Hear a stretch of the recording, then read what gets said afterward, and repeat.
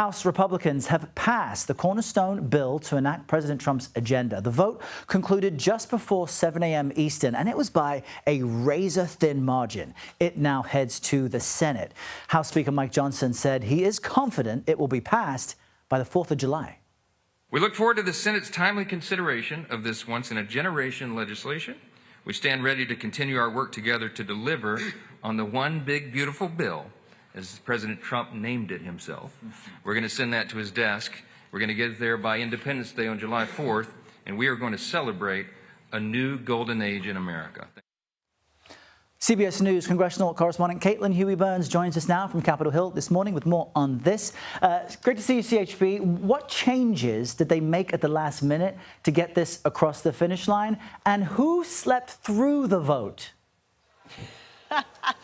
Errol, well, I'll start with your last question first, because I think this is just something to really behold. So the margin was so slim that you saw there. We talk all the time about how few votes they have to lose, but they lost one of them because one member, Republican member, slept through the vote, Johnson told us this morning, and wasn't able to cast his vote. Remember, lawmakers have been up for 24 hours or so debating this bill, debating rules to get this on the floor. So literally asleep on the job, that lawmaker was. So that's one factor there.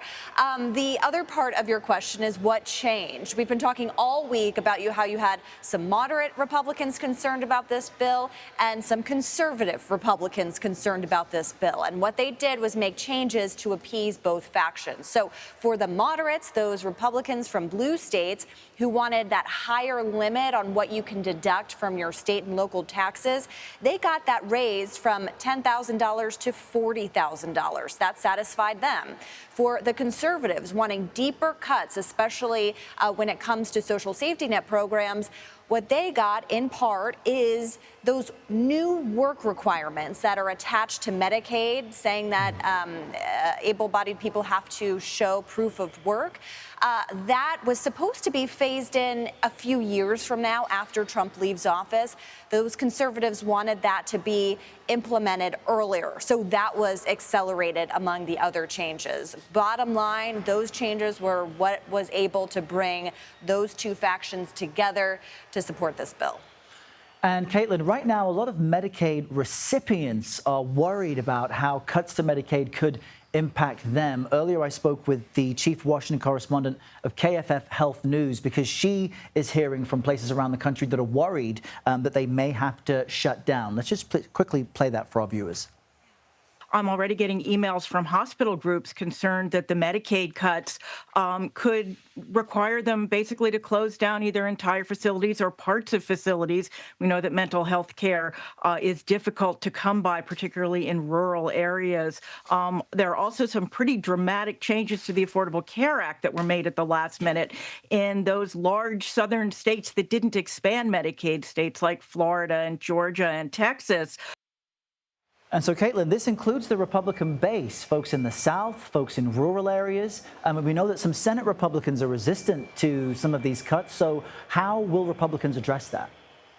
Yeah, and Errol, that's a really good point that you make in that last point, which is that there are Republicans here on the Senate side who say that they are concerned that these cuts to Medicaid could go too deep. Josh Hawley from Missouri is one of those, one of the most conservative members and most aligned with Donald Trump. He is saying that these cuts will really affect his state, which is a Medicaid expansion state, and particularly hit rural hospitals, as you mentioned from the reporter there. As I mentioned, the big changes in this bill are those work requirements, and the CBO score that came out from the Congressional Budget Office estimated that that will indeed kick people off their coverage. So that's how those numbers are coming about there. There are also changes to, taxes and payments and various other aspects of this that all add up in the scores to, represent those concerns that the reporter was talking about there. So the big question we have now is how Republicans on the Senate side handle all of this, because as you say, some of these red states will have to make up some of these gaps with their own state budgets that they can't really afford. And then other states, including some red states that have expanded Medicaid, they are wondering what this means for them as well. All right, we'll keep watching this closely. The bill not out of the woods yet. CHB with all the latest. Thank you, Caitlin.